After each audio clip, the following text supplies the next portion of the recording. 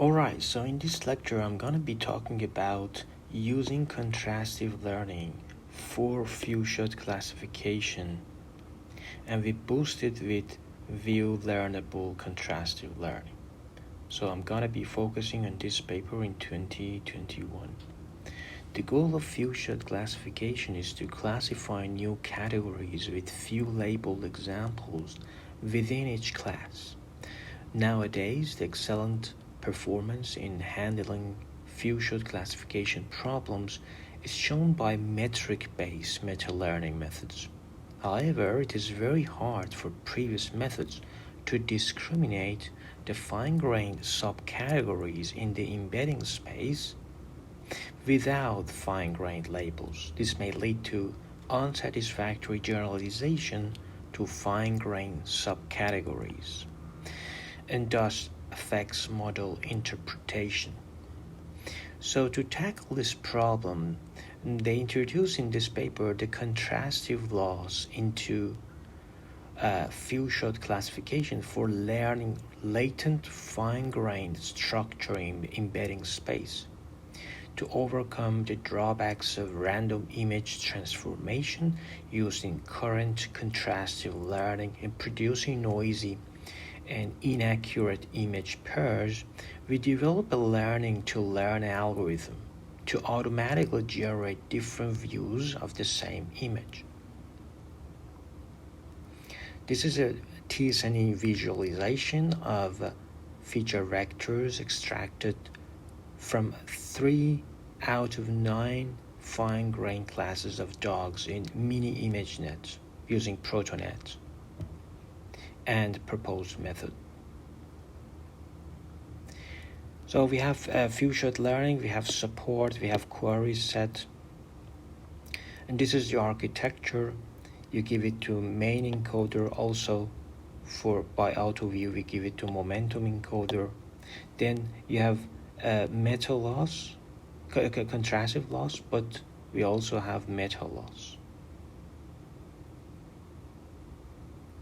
And for contrastive loss, as you see, they use instance level classification. You can use many approaches.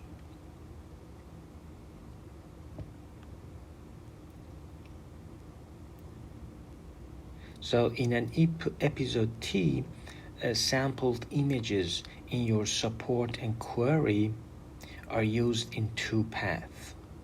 In the metric-based meta-learning path, the main encoder first maps all images into feature space, and then all support features in the same class aggregate into one vector H sub I. Typically, this is accomplished by averaging all support features. It is followed by computing the similarities between query features and aggregated features in each class. The final classification loss is defined as average cross-entropy between 2 true labels and predictions based on similarities. So this can be formulated as this meta loss, and here this semi-similarity metric. And we sum over all queries that we have.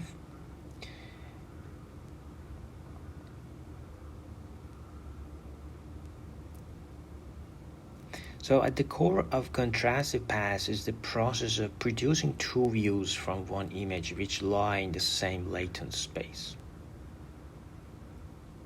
So these views are then mapped into feature space by the main encoder and momentum encoder.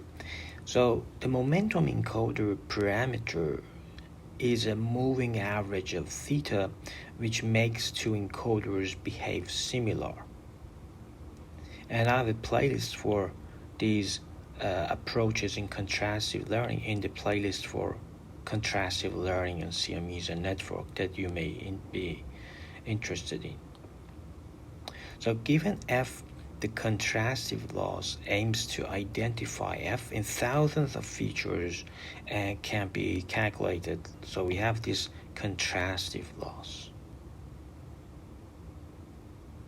So we have R negative examples, and gamma denotes the parameters of auto view modules. So as I said, we merge these two losses. There is a trade-off between contrastive loss and the meta loss. So this trade-off is represented by this hyperparameter that you can tune it. This part is just the moving average part that I've explained in the playlist for contrastive learning. And finally, they just use gradient descent for this meta learning. So we expect that because one-shot learning is harder than five-shot, and so we expect one-shot to have less accuracy. So the average accuracy of one-shot is lower than five-shot. This should be lower than this one, which is true. This one should be lower than this one. And for different models, as you see, I think I've explained this in the third or maybe second lecture of this playlist for few-shot learning. I've also explained this one and this one. But this is the approach of this paper that you see they have a very high accuracy for even one shot. Very good accuracy. So that shows that contrastive learning is doing something. When you augment it with the loss of meta loss, then it becomes even better than the traditional mammal by 20%. If you increase, it is increased 20%.